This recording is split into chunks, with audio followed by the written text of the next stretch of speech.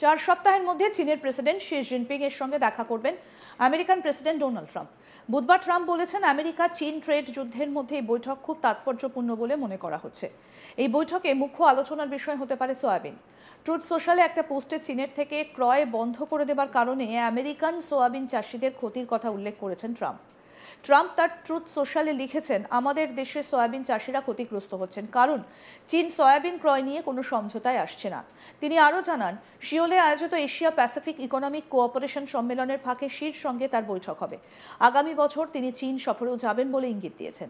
আসলে ট্রাম্প মনে করেন সয়াবিনই দুই দেশের বাণিজ্যিক দূরত্ব মেটাতে পারে। তিনি অভিযোগ করেন, চীন শুল্ক এবং বাণিজ্যের বিষয়ে আমেরিকার সঙ্গে আলোচনার অজুহাতে সয়াবিন কেনা বন্ধ করে দিয়েছে।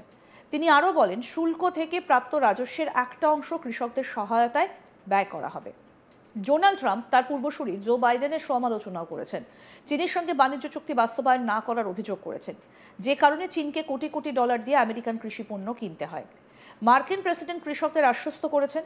শি জিনপিং এর সঙ্গে তার বৈঠকে সয়াবিন এবং অন্যান্য ফসল নিয়ে আলোচনা হবে বলে জানান। সেই সঙ্গে আশাবাদী সবকিছু ভালো হবে। ট্রাম্প এবং শি জিনপিং এর মধ্যে এই বৈঠকটা আমেরিকা এবং চীনের মধ্যে ক্রমবর্ধমান বাণিজ্য উত্তেজনার পর হতে চলেছে। প্রেসিডেন্ট ট্রাম্প চীনা আমদানির ওপর শুল্ক 145% করেছে। মে মাসে আলোচনার পর উভয় পক্ষই এই শুল্কের কিছু অংশ শিথিল করে।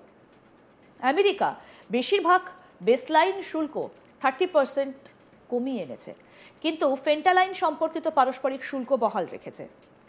চীনা আমদানির ওপর বর্তমান আমেরিকান শুল্ক হার প্রায় 55%। ট্রাম্প প্রশাসন বর্তমান শুল্ক হারকে স্থিতাবস্থা হিসেবে বর্ণনা করেছে। ট্রাম্পের শুল্ক আরোপের বিরুদ্ধে চীনের একটা গুরুত্বপূর্ণ পদক্ষেপ হলো আমেরিকান কৃষি পণ্য, বিশেষ করে সয়াবিনের ক্রয় হ্রাস করা। সয়াবিন আমেরিকান কৃষি রফতানির একটা মূল উপাদান। চীন 2025 সালের এপ্রিল থেকে কোনো আমেরিকান সয়াবিন কেনেনি। ইউএসডিএর তথ্য অনুসারে 2025 সালের প্রথম 7 মাসে চীনে আমেরিকান কৃষি রপ্তানি 53% কমেছে, যার মধ্যে সয়াবিন সবচেয়ে বেশি ক্ষতিগ্রস্ত হয়েছে। চীন, ব্রাজিল এবং আর্জেন্টিনার মতো ল্যাটিন আমেরিকার দেশগুলো থেকে সয়াবিন ক্রয় বাড়িয়েছে। বাণিজ্য বিশেষজ্ঞরা বিশ্বাস করেন যে এশিয়া প্যাসিফিক অর্থনৈতিক সহযোগিতার শীর্ষ সম্মেলনের ফাঁকে দক্ষিণ কোরিয়ায় অনুষ্ঠিত ট্রাম্প এবং জিনপিং এর মধ্যে এই বৈঠক চীন এবং যুক্তরাষ্ট্রের মধ্যে একটা বাণিজ্য চুক্তির দিকে অগ্রগতির দিকে নিয়ে যেতে পারে। ট্রাম্প বলেন, শুল্ক থেকে প্রাপ্ত রাজস্বের একটা অংশ কৃষকদের সহায়তায় ব্যবহার করবেন। তার আরও অভিযোগ, আগের প্রশাসন জো বাইডেনের আমলে বেজিংয়ের সঙ্গে সই হওয়া বাণিজ্য চুক্তি কার্যকর করা হয়নি। প্রথম দফায় ট্রাম্প প্রেসিডেন্ট থাকাকালীনই আমেরিকান কৃষকদের বড় ধাক্কা খেতে হয়েছিল। 2018 থেকে 19-এর মধ্যে প্রতিশোধমূলক শুল্কের মধ্যে আমেরিকান কৃষি পণ্যের রপ্তানি ক্ষতি হয়েছিল $27 বিলিয়ন বেশি। বিশেষজ্ঞদের মতে, ট্রাম্প শি বৈঠকে সয়াবিন ইস্যুতে সমঝোতা হলে আমেরিকান কৃষকদের কিছুটা স্বস্তি মিলতে পারে। তবে নতুন করে বাণিজ্য যুদ্ধের আশঙ্কা এখনও উড়িয়ে দেওয়া যাচ্ছে না। এর আগে 19 সেপ্টেম্বর চীনা প্রেসিডেন্ট শি জিনপিং এর সঙ্গে ফোনে কথা বলেছিলেন ট্রাম্প। তার দাবি ছিল, জিনপিং এর সঙ্গে একাধিক বিষয়ে গঠনমূলক আলোচনা হয়েছে, তার মধ্যে ছিল বাণিজ্য বিষয়ক আলোচনাও। এই ফোন আলাপের কথা ট্রুথ সোশ্যালে জানিয়েছেন ট্রাম্প। সেখানে তিনি লিখেছেন, বাণিজ্য, নিষিদ্ধ ওষুধ এবং টিকটক সংক্রান্ত চুক্তি নিয়ে জিনপিং এর সঙ্গে তার কথা হয়েছে। তাৎপর্যপূর্ণভাবে আলোচনা হয়েছে রাশিয়া ইউক্রেন সংঘর্ষ নিয়েও। আলোচনার টেবিলে বসলেই যুদ্ধ থামবে, এই বিষয়ে একমত দুই রাষ্ট্রপ্রধান। আগামী অক্টোবর মাসে দক্ষিণ কোরিয়ার এশিয়া প্যাসিফিক কোঅপারেশন সম্মেলন রয়েছে, সেখানে জিনপিং এর সঙ্গে তার দেখা হবে বলেও জানিয়েছেন ট্রাম্প।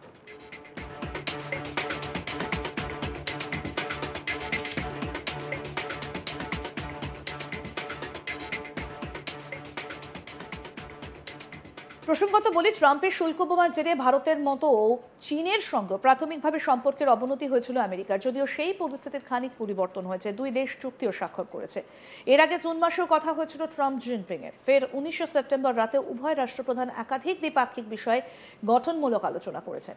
কূটনৈতিক বিশেষজ্ঞরা বলছেন, ট্রাম্প জিনপিং ঘনিষ্ঠতায় ভারতের ওপর চাপ বাড়ল, যেহেতু অতিরিক্ত আমেরিকান শুল্কের পর বেজিং এর সঙ্গে সম্পর্কের উন্নতি হয়েছিল দিল্লির। এখন কোন দিকে জল গড়াবে সেটা অবশ্য সময় বলবে। তবে ট্যারিফ নিয়ে যেন কিছুতেই শান্তি পাচ্ছেন না আমেরিকান প্রেসিডেন্ট। এবার সিনেমাতেও মোটা অঙ্কের শুল্ক চাপালেন। তার সোশ্যাল মিডিয়া প্ল্যাটফর্ম ট্রুথ সোশ্যালে জানালেন, আমেরিকায় আর কোনো বিদেশি ছবি সহজে ঢুকতে দেবে না তার প্রশাসন। আমেরিকার বাইরের যে দেশে তৈরি সব ছবির ওপর 100% শুল্ক বসানো হচ্ছে। এমনকি হলিউডের প্রডিউসাররাও যদি অন্য দেশে গিয়ে সিনেমার শুটিং করে আনেন, সেক্ষেত্রেও মোটা টাকা শুল্ক দিতে হবে। ট্রাম্পের অভিযোগ, আমেরিকান ফিল্ম ইন্ডাস্ট্রিকে বিদেশি প্রতিযোগীরা কার্যত চুরি করে নিয়ে গিয়েছে। তার কথায়, আমাদের সিনেমা বানানোর ব্যবসা অন্য দেশ চুরি করেছে, যেন বাচ্চার কাছ থেকে মিষ্টি কেড়ে নেবার মতো ঘটনা। কি বলেছেন ট্রাম্প? তিনি বলছেন, ট্রুথ সোশ্যালে লিখেছেন, আমাদের চলচ্চিত্র প্রযোজনা ব্যবসা অন্যান্য দেশগুলো আমেরিকা থেকে চুরি করেছে, ঠিক যেমন একটা শিশুর কাছ থেকে মিষ্টি চুরি করা। ক্যালিফোর্নিয়া তার দুর্বল এবং অযোগ্য গভর্নরের কারণে বিশেষ করে কঠোরভাবে ক্ষতিগ্রস্ত হয়েছে। অতএব এই দীর্ঘস্থায়ী, কখনো শেষ না হওয়া সমস্যার সমাধানের জন্য আমি মার্কিন যুক্তরাষ্ট্রের বাইরে নির্মিত সমস্ত চলচ্চিত্রের ওপর 100% শুল্ক আরোপ করছি। এই বিষয়ে আপনার মনোযোগের জন্য আপনাকে ধন্যবাদ। আমেরিকাকে আবার মহান করুন।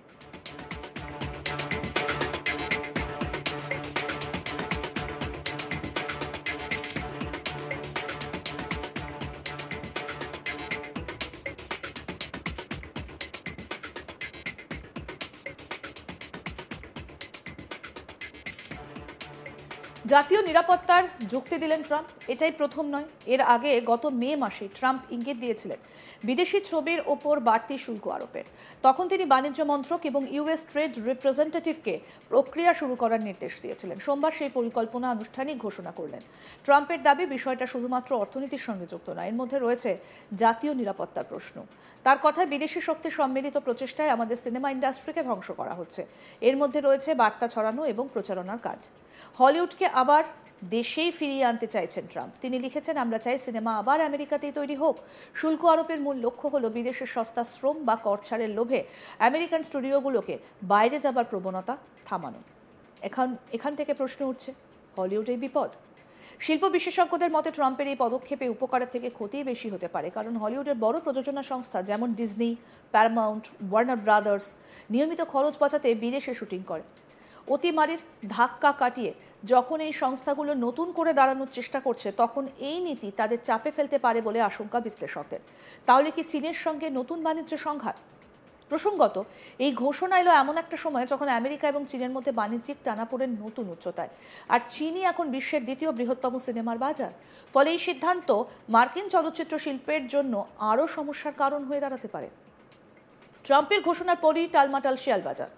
রয়টার্সের রিপোর্ট অনুযায়ী সোমবার প্রি মার্কেট ও ট্রেডিংয়ে নেটফ্লিক্সের শেয়ার পড়েছে 1.4%, 0.6% কমেছে ওয়ার্নার ব্রাদার্স ডিসকভারি।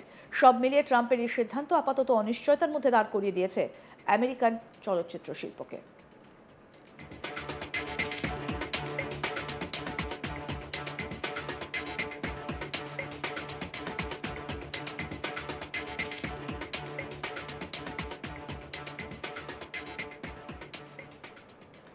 আরও আপডেট পেতে দেখতে থাকুন আজ তাক বাংলা। সাবস্ক্রাইব করুন, নোটিফিকেশন পেতে বেল বাটন অপশন প্রেস করুন।